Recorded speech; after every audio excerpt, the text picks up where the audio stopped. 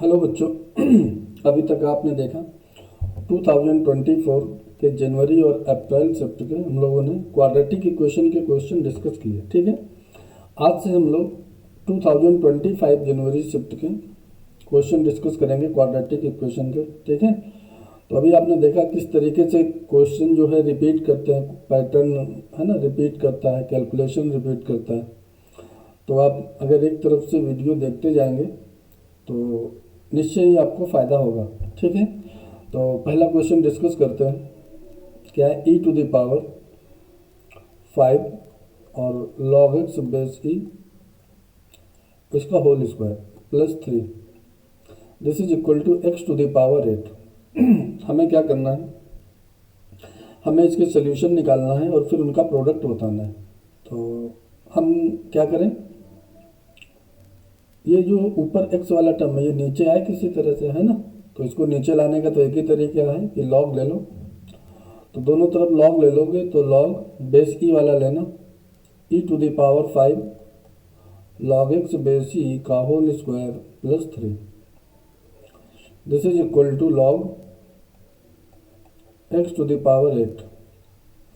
ठीक है, ये पूरा इधर आ जाएगा तो आ जाएगा e⁻5 log x base e का होल स्क्वायर प्लस सॉरी ये नहीं 5 यही आएगा, फिर 5 log x का whole square +3 is equal to 8 log x base e. ठीक है, अब आप क्या देख पा रहे हो कि यहाँ भी log x बेस ई है, यहाँ पर भी है। तो हम क्या करेंगे, इसको पुट कर देंगे t। ये काम तो आप बहुत बार कर चुके हो, है ना। तो फिर ये क्वाड्रेटिक बन जाएगी। कैसे? 5t² -8t और +3 इज इक्वल टू 0, जिसके दो रूट होंगे t1 और t2, है ना। अब तुमको निकालना क्या है? तुमको निकालना है product of all the solution, मतलब x की जो वैल्यू आएंगी उनका प्रोडक्ट। ठीक है, तो x1 इंटू x2, तो t1 क्या होगा? t1 होगा ln x1 एंड t2 क्या होगा? ln x2।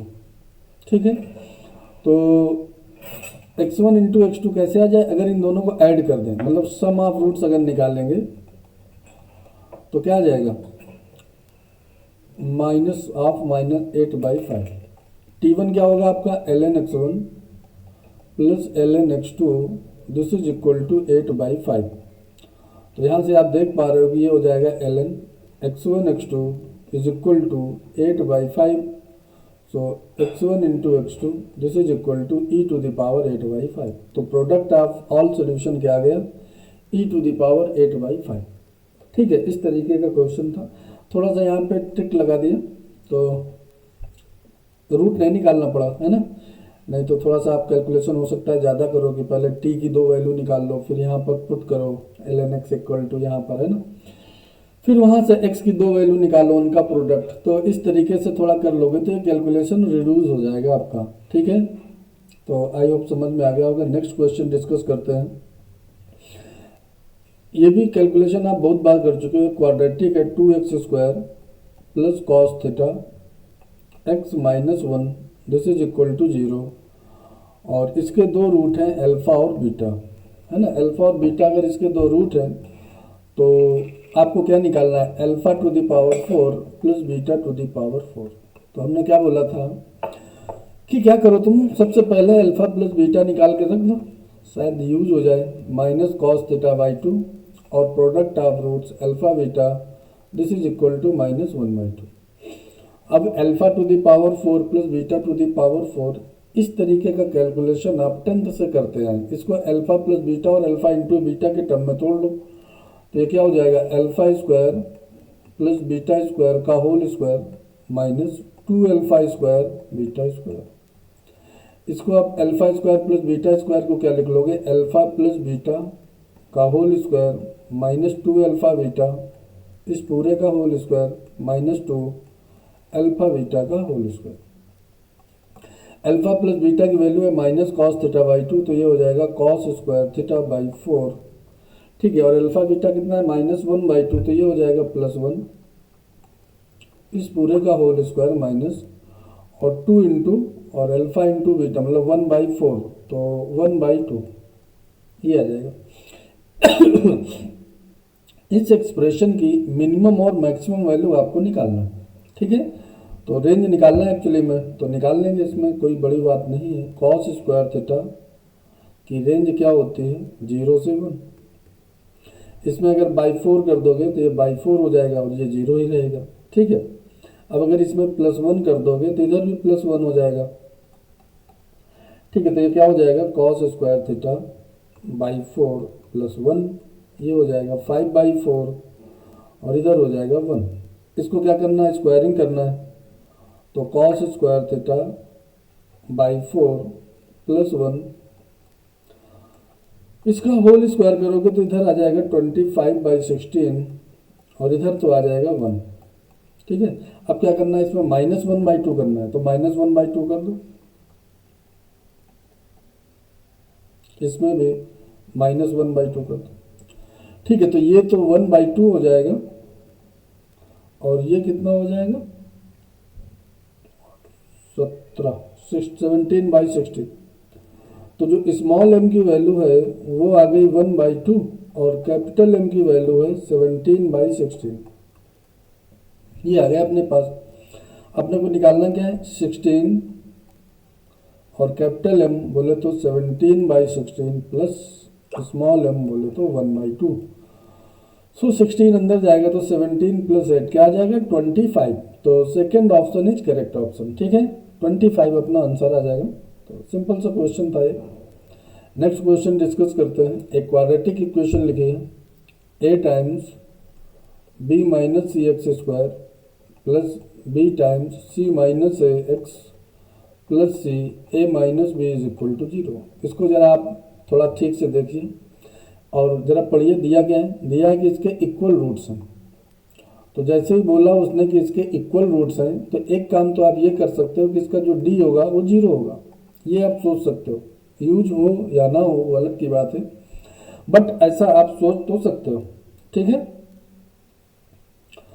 और क्या, अगर इस क्वाड्रेटिक को आप गौर से देखो तो ये जो टर्म है ना, ये आपको बहुत बार मिल चुके हैं कैलकुलेशन में, है ना। ये टर्म कैसे है, ये सिमेट्रिक टर्म है। ये कैसे टर्म है, सिमेट्रिक टर्म।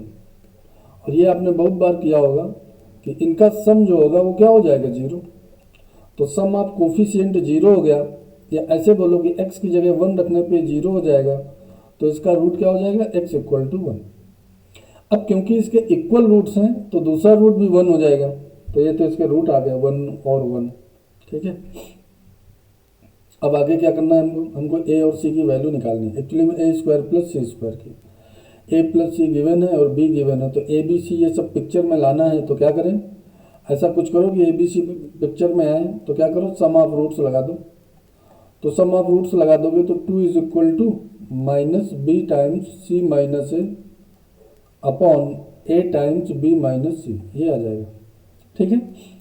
तुम बोलोगे सर प्रोडक्ट ऑफ रूट्स लगा दे, लगा दो, वो भी लगा सकते हो, उसमें भी a b c पिक्चर में आ ही जाएंगे, है ना। फिर क्या आ जाएगा, अब इनको क्रॉस मल्टीप्लाई कर दो तो 2ab - 2ac = -bc plus ac नहीं, प्लस ac नहीं, प्लस ab। ये ab से ab कैंसिल हो जाएगा, इसको इधर ले जाओ तो 2ac = ab + bc। अगर हम b कॉमन ले लें तो a + c। यहाँ पर वैल्यू आपको दे रखा है किसकी, b की वैल्यू है 36/5 और a + c दिया है 15, तो 5 × 3 = 15 और इसको 2 से काट दो तो 18, तो ac = आ गया 18 × 3 = 54। तो अपने को क्या निकालना है, अपने को निकालना है a² + c²। तो a + c और ac मालूम है, तो इसको तो आप लिख सकते हो a + c का होल स्क्वायर - 2ac। समझ में आई बात। तो a + c कितना है, 225² कर देंगे तो, और ये कितना हो जाएगा, इतना। तो इसको सब्ट्रैक्ट करेंगे तो कितना आ जाएगा, 117। तो 117 इज आवर आंसर। समझ गए। तो ये भी आसान सा क्वेश्चन था, ऐसा कुछ था नहीं। मतलब हर क्वेश्चन में ऐसा कुछ रहता है जिसको आप पहचान लो, आपका जाना पहचाना कुछ ना कुछ उसमें मिलेगा। वहीं से क्वेश्चन का स्टार्ट मिलता है। ठीक है, जैसे ये क्वेश्चन है, ये भी बहुत जाना पहचाना क्वेश्चन है। X square minus 9x plus 11 का whole square minus x minus 4 x minus 5। ऐसा कैलकुलेशन भी आपने बहुत बार किया है।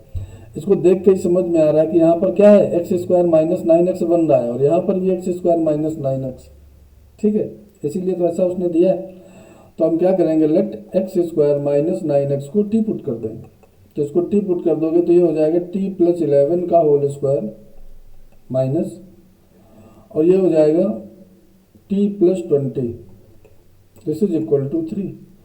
तो t square plus 22t plus 121 minus t minus 23, this is equal to 0। तो ये आपके पास क्वाड्रेटिक बन जाएगी, t square plus 21t plus 98 is equal to 0।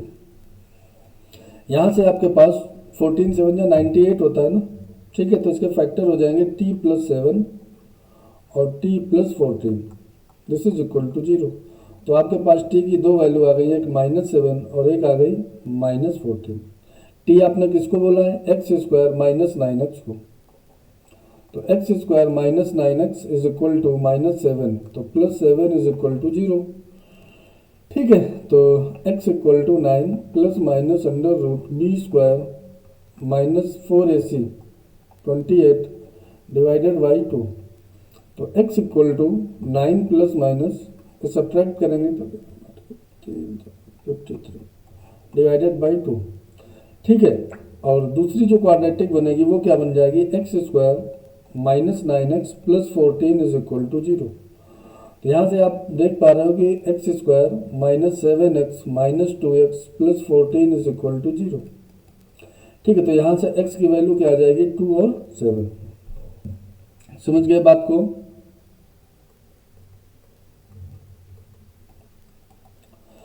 अब उसने क्या बोला है, product of all rational roots. तो दो रूट्स ए आए और दो रूट्स ए आए, तो उनमें से जो रेशनल रूट्स हैं उनका प्रोडक्ट। तो ये तो रेशनल है नहीं, तो ये तो आएगा नहीं। ठीक है, तो यही रेशनल है, तो इनका प्रोडक्ट क्या आ जाएगा, 14। तो इस तरीके से ये क्वेश्चन हम लोगों ने डिस्कस कर लिया। ठीक है, तो समझ में आया होगा आप लोगों को। तो एक बार आप लोग खुद से भी ट्राई किया करिए, वीडियो पॉज करके, और फिर जो है सोल्यूशन देखिए। बार बार वही चीज़ें रिपीट हो रही हैं। ठीक है, तो आप देखते रहिए, प्रैक्टिस करते रहिए। आज के लिए इतना ही, नेक्स्ट क्लास में फिर आगे क्वेश्चन डिस्कस करेंगे। ठीक है।